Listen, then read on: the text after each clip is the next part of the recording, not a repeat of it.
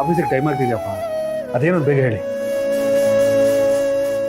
ಸಂತು, ಅಪ್ಪ ಅಮ್ಮ ಹತ್ರ ಮಾತಾಡದೆ ಇರೋಷ್ಟು ಸಮಯ ಇಲ್ವಾ ನಿನಗೆ?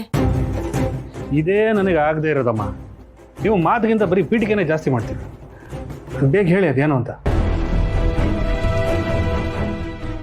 ನೋಡು ಸಂತು, ನೀನು ನಮ್ಮ ಮನೆಗೆ ದೊಡ್ಡವನು. ಮನೇಲಿ ಏನಾದರೂ ಸಮಸ್ಯೆ ಆದರೆ ನೀನು ಮುಂದೆ ನಿಂತು ಬಗೆಹರಿಸ್ಬೇಕು. ಅಂಥದ್ರಲ್ಲಿ ನೀನೇ ಹೀಗಾಡಿದ್ರೆ ಹೇಗಪ್ಪ? ಅಣ್ಣ ತಮ್ಮಂದಿರ ನಡುವೆ ಇಂಥದ್ದೆಲ್ಲ ಬರ್ತವೆ. ಅದನ್ನೇ ಹಿಡ್ಕೊಂಡು ಅಣ್ಣ ತಮ್ಮಂದಿರು ಹಿಂಗೆ ಹಠ ಸಾಧಿಸ್ತಾರ? ದೊಡ್ಡವ್ರು ಅನ್ಸ್ಕೊಂಡವ್ರು ಎಲ್ಲ ಸಮಸ್ಯೆನೂ ತಲೆ ಸುತ್ಕೊಳಕ್ಕಾಗುತ್ತ? ಅವನಿಗೆ ಮುದ್ದಿನ ಮಗ ಅಲ್ವಾ, ಅವನಿಗೆ ಬುದ್ಧಿ ಹೇಳೇ ನೋಡೋಣ. ಅದಾಗಲ್ಲ ನಿಮ್ಮ ಕೈಲಿ. ನನಗೆ ಹೇಳಕ್ ಬಂದ್ಬಿಡ್ತಾರೆ ಇಲ್ಲಿ. ಸಂತು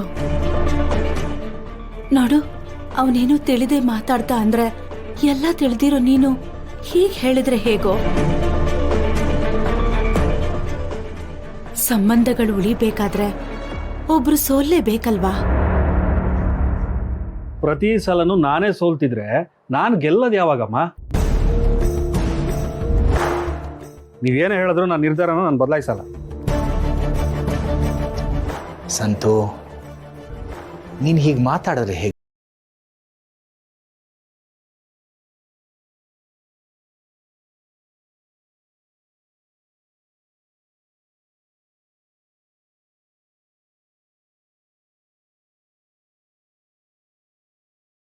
ನಮ್ಮನೆಗೆ ಇನ್ನೊಬ್ರು ಅತಿಥಿಗಳು ಬರ್ತಾ ಇದ್ದಾರೆ.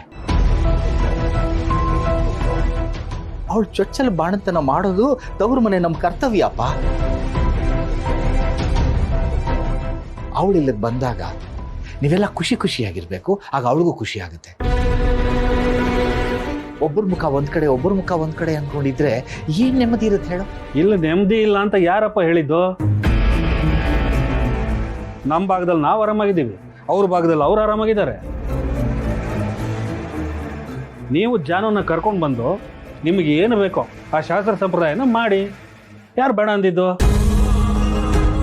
ಅಲ್ಲ ಸಂತು, ಮನಸ್ಸುಗಳು ಭಾಗ ಆಗಿರೋ ಜಾಗದಲ್ಲಿ ಅವಳು ಎಲ್ಲಿ ಅಂತ ಇರ್ತಾಳೆ ಹೇಳು? ಅದಕ್ಕೆ ನೀವಿಬ್ರು ಮೊದ್ಲಿನ ತರ ಆಗಿ ಕೈ ಮುಗಿದು ಕೇಳ್ಕೊತೀನಿ, ನೀವಿಬ್ರು ಇದನ್ನ ಇಲ್ಲಿಗೆ ಬಿಟ್ಬಿಡ್ರೋ. ಲಕ್ಷ್ಮಿ, ಗೊತ್ತಾಯ್ತು ಬಿಡಿ. ಅವಳನ್ನ ಕರ್ಕೊಂಡು ಬಂದ್ರೆ ನಿಮ್ಮ ಹತ್ರ ಖರ್ಚು ಮಾಡಕ್ಕೆ ದುಡ್ಡಿಲ್ಲ.